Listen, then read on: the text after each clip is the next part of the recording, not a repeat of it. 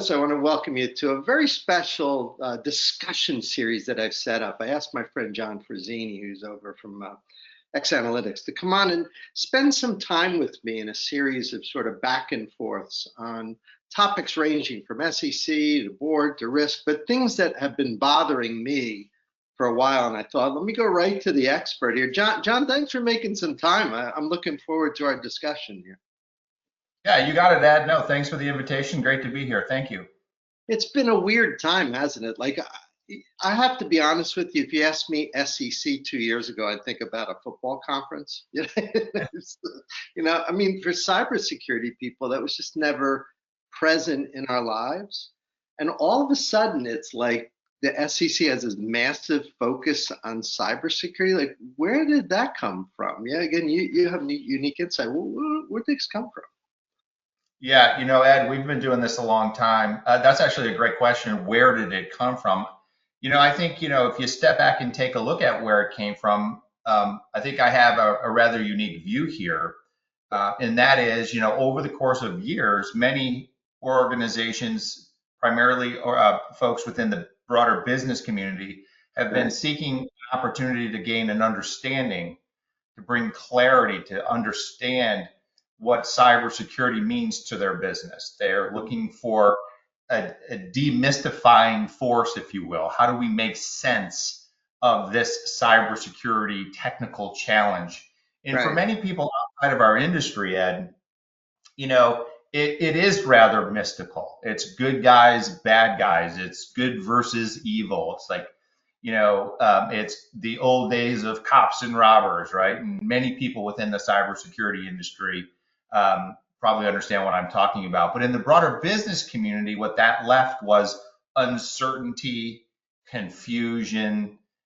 What do we do about this risk category? And so when you ask the question, where did this come from? I think it comes from that ultimate disconnect between the cybersecurity community and the business community. At the end of the day, the business community wants to understand this topic. From a business perspective, they were not getting that. And so that gave rise to, I think, at least in part, why the SEC took action that they took. I mean, you're being very kind to them. I mean, like the SEC protects investors. And if you and I were making an investment in some company and I'm like talking to an advisor about the cyber aspect, I would expect the advisor to say, guess what? Every company on the planet is getting hacked. Like if you're going to buy Acme or Consolidated, don't worry about it. They're both getting hacked. Like it sort of doesn't matter. I mean, that's how I've always thought about it. And all of a sudden, the SEC jumps in, and and look, it's admirable that they want to protect investors. I'm an investor. I'm an American. I'm glad they're there. I don't want to fraud. But in cyber, I'm willing to say that I think it seems very misplaced. That's my opinion. Yeah. A lot of people think, oh, come on, Ed, they're doing a good thing. But man, I don't see it. I don't know. Maybe I'm missing something. Yeah, I mean, I actually agree with you. I don't actually see the cumulative benefit of what the SEC has done here. I'm not an advocate for what they've done. You asked a question, where does this come from? And in my sense, it comes from that disconnect. It comes from the lack of understanding. The SEC's action, from my perspective, is just a microcosm of what you're seeing in the broader business community, all the way up through board governance, which is for many, many, many years, there's been uncertainty, and then businesses seeking clarity around this particular risk challenge. And frankly, they haven't been receiving it. I actually agree with you on the SEC. I think it's rather interesting. They emphasize a word that I don't really think is going to lead us anywhere to bring that clarity forward, and that is the word materiality. Oh, yeah. That's all over. You need to bring forward any incident that's quote unquote material. And then, of course, what does that invite? That invites, what's the definition of that word? What do you really mean by that? How many lawyers are going to get involved to try to come up with an answer to that question? Is this cybersecurity incident material? So I think that's a little bit of a red herring, candidly. Ed, you know this. How long has this been going on? And I used to do this for a living in investigating cyber crimes, right? How long does it take for an investigation to bring forward the actual information to understand what happened, what the potential impacts could be. More than 4 days. More than 4 days. And so More when you than see 4 days. 4 days, Longer than 4 days. yeah, Yeah. I mean, anybody look. who's Let's say doing you're. this knows 4 days is ridiculous. Hey, let's say you're a small public company doing telecom-ish stuff, and maybe you do, I don't know, $100 million a year. In telecom, that's small, right? Now, let's make it small. Let's make it $20 million a year. So you're doing that, and you have an incident that maybe has a $2 or $3 million impact. Then that's an impact on your business, right? That's material. But let's say you get bought by Verizon, and now they're like a $200 billion company. It's no longer material. Like the incident that occurred that was relevant to your small company, had a big impact on your materiality, is no longer material because you're part of like an investment decision that factors in so many other things. So the SEC is trying basically to stay in their lane, saying we're not CISA, we're not DHS, we're just worried about investors. So if it's material, that means you need to tell me something that affects whether I would buy your stock, whether it's going to affect the stock price. But my point is, when does cybersecurity affect, in at least on a long term, a stock price, like on these sort of subtle differences between reporting and not reporting, like this recent CrowdStrike incident? Well, I mean, brings down everybody. That's going on. That doesn't need to be reported. You can see it. Everybody knew 3 instances after the thing happened. We all knew exactly what was happening. But so the obvious ones don't need to be reported. The subtle ones, to me, don't have much impact on stock price. So No, well, I mean, I don't know. That's historic. I mean, we can go back through the history of all the various prominent, let's say, the cyber incidents that made the news, the front Target, of the news. Home Depot, Sony, those big ones. I mean, even if you take a look at Equifax, right? If you go back in time and you actually take a look at the financial performance of Equifax at the time of that arguably large data compromise, you'll take a look and you'll see through the financial reporting, which we've done, our research team has done a lot of work in the financial reporting that deconstructs what the financial impacts are of these particular incidents. And if you take one of the worst scenarios that occurred, Equifax lost, I'm not sure of the exact details, but all of their records. I personally think that was more of a counter espionage activity that had less to do with financial crime and more to do with national security. But putting that aside, when you take a look at Equifax's financial performance, they're doing just fine. I think the overall financial impacts were roughly $1.5 billion, which is a lot of money, $1.5 billion. But they were able to wash that away in a sense through their financial performance. Equifax is a huge business. And if you look at it from a shareholder perspective, I haven't checked recently, but over time, we've checked in from time to time. Equifax seemingly has been doing just fine from a stock performance perspective. And so, what I find interesting, there's kind of like a paradoxical dynamic taking place, Ed, with this SEC action. I agree. I don't really see if the intention of this action is actually going to produce the intended result.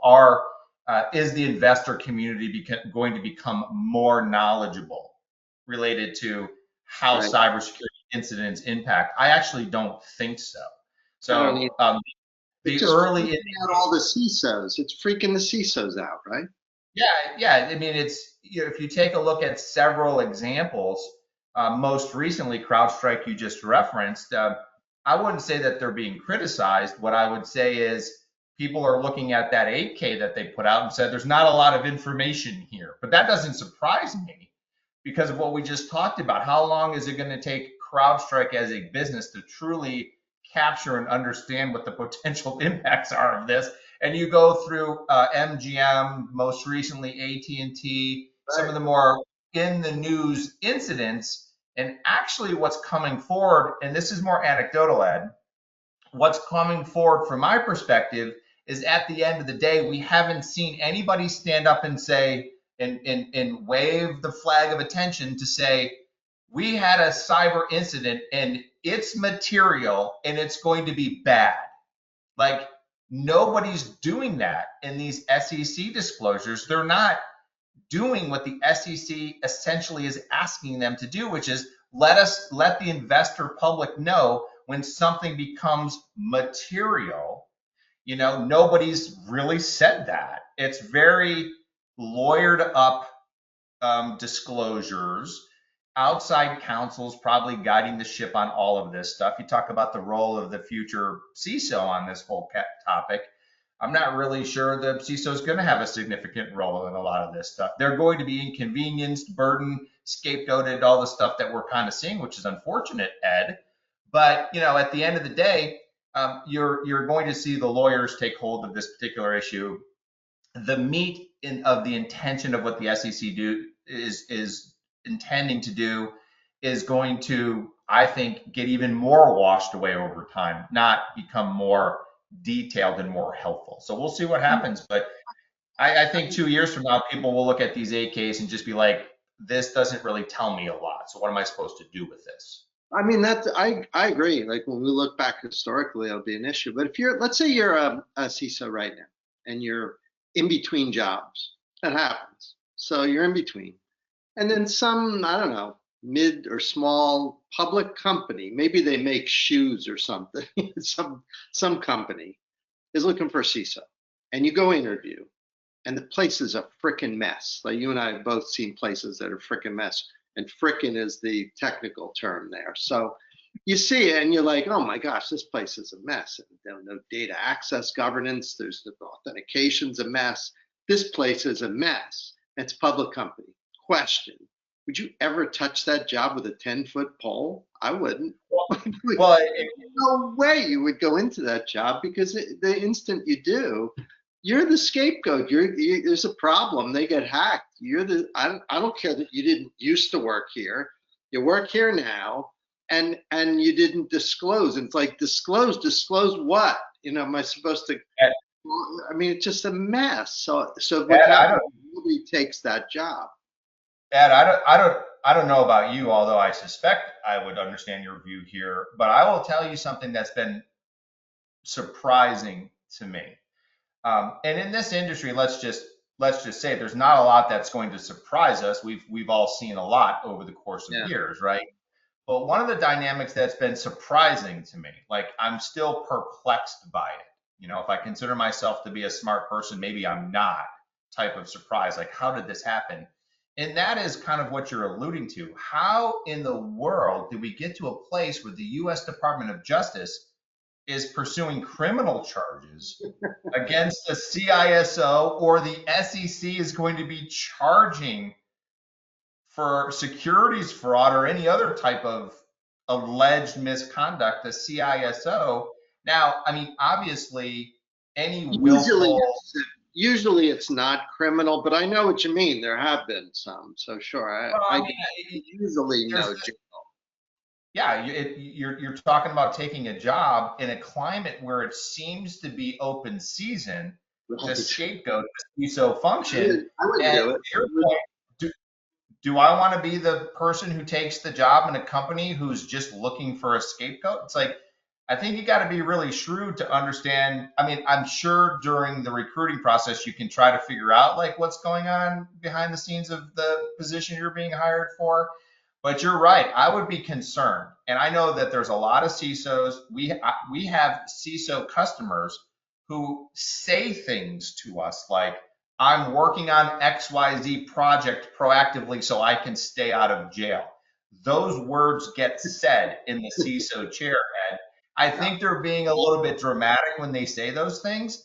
But to your point, one of the things that really surprises me, Ed, and I don't know where this came from, is this almost level of distrust that has emerged, whether it's government to CISO or organizational, broader CISO, C-suite to CISO, somehow. And I think it's associated with my comments related to the SEC, like where did this all come from? And I think the reason why the CISO position is being scapegoated and pursued in the way that it is right now is because people are frustrated because they don't get a sense that they understand what's going on with this complex topic. It's rising to the highest levels of business. There's That's a true. lot of attention being placed on it. And so CISOs are, in fact, literally in the hot seat. I think the antidote is to bring risk clarity forward. But at the moment, the hot seat is the temperature's pretty high. And I would be careful walking into a particular CISO role if an organization is just looking to point the finger at me in the future and not work with me to try to make things better. Let me give you two very specific scenarios because I coach CISOs for part of my livelihood. And Yep. here's the experience. And if you're people at the SEC watching right now, think about this. So you're in a job, you're the CISO for some company, and then a subpoena shows up requesting all kinds of stuff, pen tests and this and that, all this stuff. Suddenly, that is the most important thing in your life. You may be, looking back a week and thinking, wow, I was more worried about stopping cyber threats to my company, but now it's not. Now it's the subpoena. You've got consultants, lawyers, everybody all over the place trying to figure out what in the world happened, what's the issue, why are they asking for this? And you become obsessed with this for weeks or months or maybe longer. I don't know that we've had cases where it's longer, but definitely months. That's scenario one. You've taken a working CISO and made them degraded in their ability to do their job, period. That's option one. Option two is you say, all right, what's the big deal? Let's file an 8K. Maybe in the past we didn't. You want 8K? Okay. We had an incident. Here's what happened. And then you provide that and you say, good, that should be the end of it. Well, it's not the end of it because now with my coaching clients, they'll say, Ed, I have meetings like twice a week now with the SEC and they're terrifying. I have to prepare for it. There's lawyers on it. I don't want to say the wrong thing. And suddenly that CISO who before a week ago was focused on cyber threat now is terrified preparing for scary meetings with regulators from the SEC. Who needs that, right? You don't want to do that. That's not your favorite part of your week. You're not circling that saying, boy, I'm looking forward to that meeting on Thursday. It's in the back of your mind all week and it makes you less effective. So the reality of this is that what might seem like sort of mundane stuff is not. It scares the crap out of people like me because we didn't grow up as executives. We grew up as nerds, doing firewalls and crypto and stuff. We got promoted into positions doing IT security. It became CISO. And you went, whatever. And AT&T sent me off to Columbia Business School to learn what revenue means. I didn't know that. So, and then all of a sudden you got the SEC saying, throwing all these legalisms at you. So I just think that the net here is that it degrades the ability of a CISO to do their job. It has negligible, if any, impact on the investment community. And I think they missed an opportunity because I believe if they aim the arrow at the CEO, I probably have a very different opinion about all this. I'm probably thinking it's sort of like that because then the CEO is probably going to attend a little bit more to budget, focus a little bit more on getting a relationship with the CISO. The CEO can push the buttons, the CISO can't. So that's where I stand. And I hope if there's people from the SEC watching you and I right now, the action here is just take that CISO, erase the I and the S in the middle and then replace it with an E and do exactly the same thing. And you'll have I'll be a fan. I'm for it, but I'm not for going after the CISO. I think it's crazy. Yeah, kind of as a trailing comment here, Ed, what I'll say related to what you just described, one of the things that you see happening, and again, I sat in both, I've been in both chairs. I've been in the government authority chair and I've been in the private sector chair.